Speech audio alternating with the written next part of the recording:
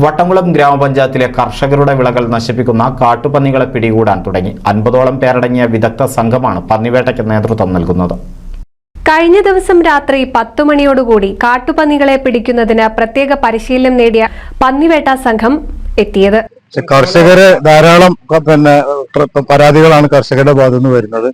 ഇന്നത്തെ ക്ലൈമറ്റിന്റെ ഒരു ചെറിയ പ്രശ്നം ഞങ്ങളെ ബാധിച്ചിട്ടുണ്ട്. ഈ മഴയും കാര്യങ്ങളൊക്കെ ആയത് കാരണം. അപ്പോ കൂടുതൽ ഇത് കടക്കുന്ന സ്ഥലം മാർക്ക് ചെയ്തതിനു ശേഷം അടുത്ത് ഒന്നുകൂടി വിപുലമായി ഈ ഏരിയയിൽ ഒരു ഇടപെടലും കൂടി ഞങ്ങളുടെ ഭാഗത്തുനിന്നുണ്ടാവും. പന്നിശല്യം ഏറെയുള്ള ഗ്രാമപഞ്ചായത്തിലെ വിവിധ പ്രദേശങ്ങളിൽ നിന്നായി 10ഓളം കാട്ടുപന്നികളെയാണ് വെടിവെച്ചു കൊന്നത്.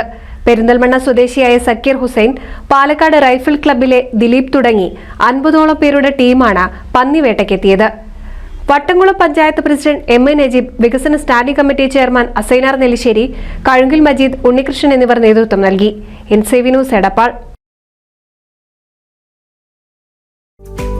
കേരളത്തിലെ number 1 broadband cable TV network കമ്പനിയായ കേരള വിഷൻ ഇന്ന് ഇന്ത്യയിലെ ആദ്യ 10 ബ്രോഡ്ബാൻഡ് കേബിൾ TV സേവനദാതാക്കളുടെ പട്ടികയിൽ ഇടം നേടിയിരിക്കുന്നു.